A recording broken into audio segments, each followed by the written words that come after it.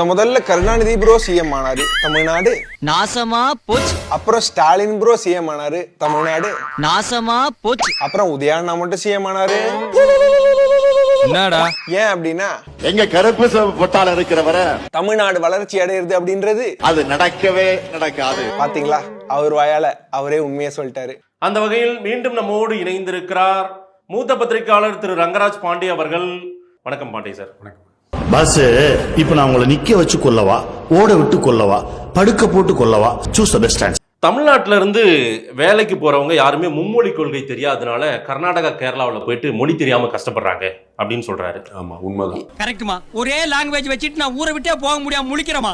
நீங்க வந்து வெளியில போய் பாத்தீங்க? இல்ல சார், நான் கிருஷ்ணகிரி மாவட்டத்தை சார்ந்தவன். கர்நாடகா பெங்களூருக்கு எங்க ஊர்ல இருந்து இன்னைக்கு நேரத்துல நான் ஸ்கூல் படிக்கிற காலத்துல இருந்தே போறாங்க. என்ன வேலைக்கு போறாங்க? சிக்கிக்கிட்ட நீ சாமி, தப்பிக்க முடியாது ராஜா.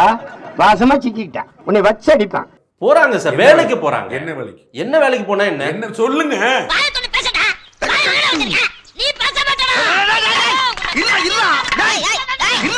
இவ்வளவு சொன்னீங்க நீங்க. எங்க ஊர் நாங்க போறோம். என்ன அடிப்படை பணிக்கே போறாங்க சார். நான் சார் சொல்றேன், அடிப்படை பணிக்கு பீகார்ல இருந்து வர்றான். அவனுக்கு லாங்குவேஜ் தேவையில்லை. அவர் சொல்ற அடிப்படை பணிக்கா அது எங்கனாலும் பண்ணலாம்ல. அண்ணே, அவன் அந்த அடி அடிச்சிட்டு போறான், வாங்கிட்டு சும்மா நிக்கிறீங்க. அடின்னு எவன்டா சொன்னா? எருமை வைத்தியம்டா அது. வைத்தியமா? கொத்தனார் சித்தால் வேலைக்கு எங்கனாலும் போலாம்ல. அதுக்கு மொழி எதுக்கு? உடல் உழைப்பு தான் தேவை. அதுக்கு தானே வந்திருக்கான். பீகார்ல இருந்து வரான், ஒடிசால இருந்து வரான், ஜார்க்கண்ட்ல, சத்தீஸ்கர்ல இருந்து வரான்.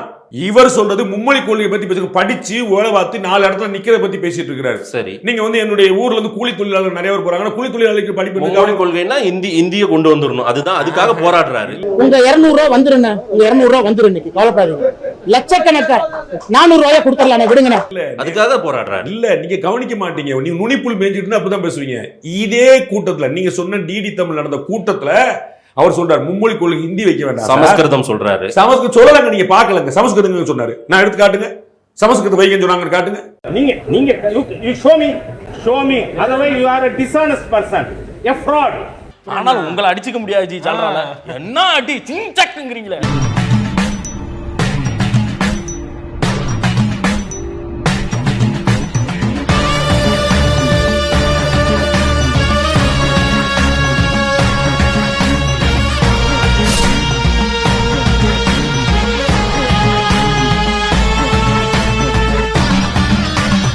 நம்ம சேனலோடைய வளர்ச்சிக்கு நீங்கள் கான்ட்ரிபியூஷன் செய்யணும் அப்படின்னு நினச்சிங்கன்னா இந்த QR கோட் மூலமாக உங்களால் முடிஞ்ச அமௌண்ட்டை நீங்கள் கான்ட்ரிபியூஷனாக நம்ம சேனலுக்கு அடிக்கலாம். நன்றி. அவர் என்ன சொல்ல? நான் சொல்ல, நீங்க பேச்ச கேட்கல. நான் சொல்றேன், நான் கேட்டேன். கேட்கல. நான் பொறுப்பு. இல்ல, பல்கலைக்கழகங்கள்ல சமஸ்கிருதம் இருந்தது. அது இல்ல, மும்மொழி கொள்கை பத்தி பேசும்போது நீங்க சமஸ்கிருதம் பேசுறீங்க. மும்மொழி கொள்கை தான் ஆரம்பிச்சீங்க. நம்ம ஒண்ணு கேட்டா நம்மள அசர வைக்கிற மாதிரி ஒரு பதில் சொல்வார் பாரு. அது நமக்கு இங்க புரியாது, வீட்டுக்கு போனா தான் புரியும். மும்மொழி கொள்கை என்ன அழகா சொன்னாரு. தமிழ் வச்சிருக்கீங்க, இங்கிலீஷ் வச்சிருக்கீங்க, ஹிந்தி வைக்க வேண்டிய அவசியம் இல்ல. மலையாளம் வச்சுக்கோங்க, கன்னடம் வச்சுக்கோங்க, புரியுங்களா? வச்சுக்கோங்க. அப்படி நம்ம தெலுங்கு, மலையாளம், கன்னடம் நம்ம மொழி தானே, திராவிட மொழி தானே, வச்சுக்கோங்க. என்ன பச்சிக்கிட்டு இருக்கா? இதெல்லாம் இருக்கு சார் நடைமுறையில. இன்னைக்கு படிக்கிறாங்களே சார் நம்ம ஸ்கூல்ல. அரசு பள்ளியில ஒரு பள்ளிக்கூடம் சார் 37 லட்சம் பேர் நேற்றைக்கு இப்ப கடைசி இந்தி தேர்வு எழுதியிருக்காங்க பசங்க. ஐயோ, இவன் என்ன ஜென்மம்? சரியான சாக்கடையா இருப்பான் போல் இருக்கே. தமிழ்நாட்டுல சிபிஎஸ்இ பள்ளிக்கூடத்துல ஹிந்தி இருக்கு, ஐசிஎஸ்இ பள்ளிக்கூடத்துல ஹிந்தி இருக்கு, அரசு தனியார் பள்ளிகள் எல்லாத்துலயும் ஹிந்தி இருக்குது. அப்புறம் என்ன சார் ஹிந்தி இருக்கிறீங்க? அப்ப என்னுடைய அரசு பள்ளி மாணவனுக்கு ஒண்ணு கிடைச்சிடக்கூடாதுன்னு நினைக்கிறீங்க? ஏழை படிக்காதவனாவே இருக்கணும். அப்பதான் அவங்க எப்பவும் பணக்காரங்களோட பேச்சை கேட்டுக்கிட்டே இருப்பாங்க. அந்த படிக்காதவங்களை எப்பவும் ஓட்டு போடுறதுக்கு மட்டுமே பயன்படுத்துவாங்க. ஜாதி பேர்லயும் மதத்து பேர்லயும் ஓட்டு வாங்குவாங்க.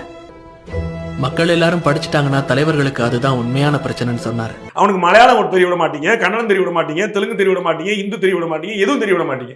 என்ன நீங்க தனியார் பள்ளியில 51% பள்ளிகள் தனியார் பள்ளி தமிழ்நாட்டில். இந்தி கட்டாயம் சொல்லாதீங்க. ராஜீவ் காந்தி இருந்தபோது விடப்பட்ட தேசிய கல்விக் கொள்கைகளை திமுக பின்னாடி கூட்டணி அமைச்சிருந்த காங்கிரஸ் கட்சி தான் வந்து ஹிந்தி கட்டாயமாக்கிச்சு.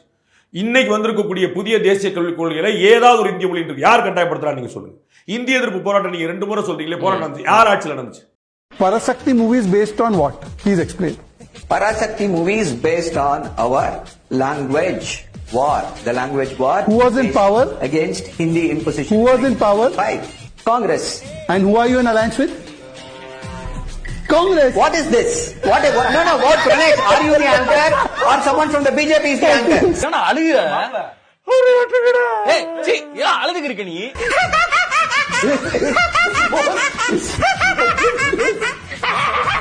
இந்திய தமிழ்நாடு கொந்தளிச்சு இந்திய எதிர்ப்பு போராட்டம் யார் ஆட்சியில் நடந்தது? காங்கிரஸ் தான். காங்கிரஸ் கூட்டணி வச்சுக்கிட்டு நீங்க இந்திய எதிர்ப்பு பத்தி பேசுறீங்களா?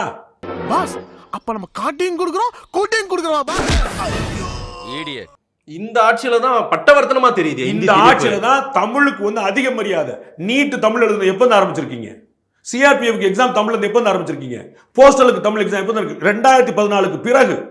ரயில்வே டிக்கெட்ல தமிழ் எப்ப ஆரம்பிச்சு? 2014க்கு பிறகு. வெல்க தமிழ், உடல் மண்ணுக்கு, உயிர் தமிழுக்கு. தமிழ் தமிழ் தமிழ்.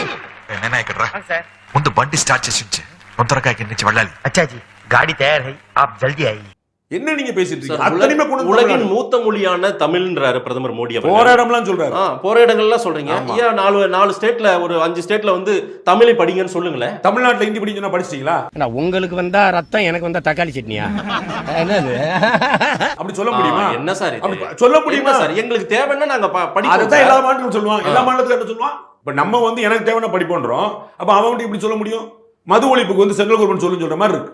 எங்க ஊர்ல ஒருத்தன் பொருளை இங்க தொலைச்சிட்டு இங்க தேடிட்டு இருந்தானா, இங்க தொலைச்ச பொருளை ஏன்டா இங்க தேடுறது கேட்டிருக்கு, இங்க இருட்டா இருக்கு, இங்கதான் வெளிச்சமாகுது, வாட்டமாகுதுன்னு சொன்னானா.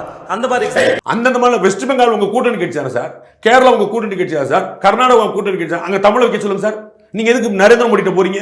என்னிடம் வராதீர்கள் தம்பிகளே. சரி சரி வகுந்து விடுவேன். சரிங்க சரி. எழுத்தாணியை சங்கிலே குத்தி விடுவேன். கேரளாவுல 3வது மொழி தமிழ் வைங்க. கர்நாடகால 3வது மொழி தமிழ். நம்ம கூட்டணி கட்சி தானே. வெஸ்ட் பெங்கால்ல 3வது மொழி 10 மொழி வச்சிருக்காங்க. ஏக்கா எங்க மொழி சேர்த்து வைக்கா சொல்றீங்க. நக்கு செத்த பையல மூஞ்சி மோரையும் வரும், மூஞ்சி மோரையும். தமிழ் இனம் பெருமையையும் தமிழருடைய அடையாளத்தையும் தவறா நடந்திருக்குன்னு சுட்டிக்காட்டினா இதை இனவாதம் பேசுறாரு ஆளுநர். இனவாதம் எங்க வருது அப்படின்னா ஆளுநரா ஆரியரா அப்படிங்கிற வார்த்தை. அப்ப அது இனம் தானே. நீங்க அப்ப திராவிடம்னா என்னன்னு சொல்லுங்க. சொல்லுங்க. இனம் தான் சார். அதுதானே சொல்றாரு. என்னங்க நீங்க இனவாதமா?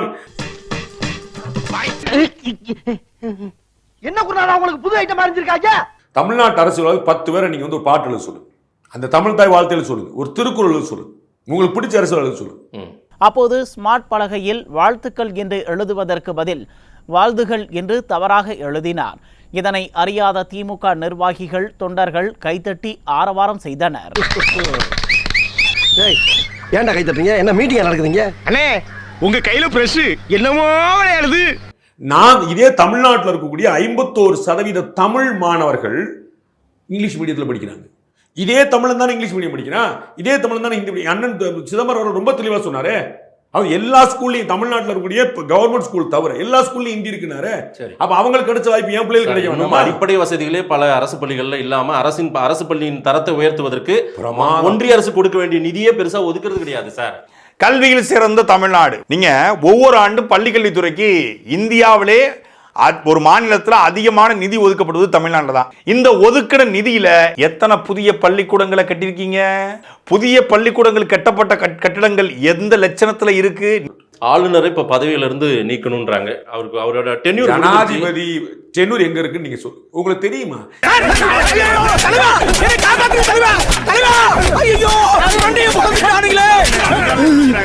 அடமல மாதிரி சட்ட சட்ட சட்டல விழுது.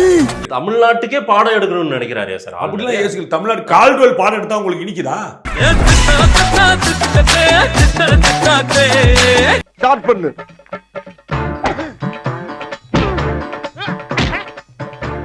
இங்கிட்டு வா. அப்படியா படைக்கலடி படைக்கல. மண்டையில மட்டும் அடிச்சிடாத, குலக்கேசல் உள்ள போயிருவேன்.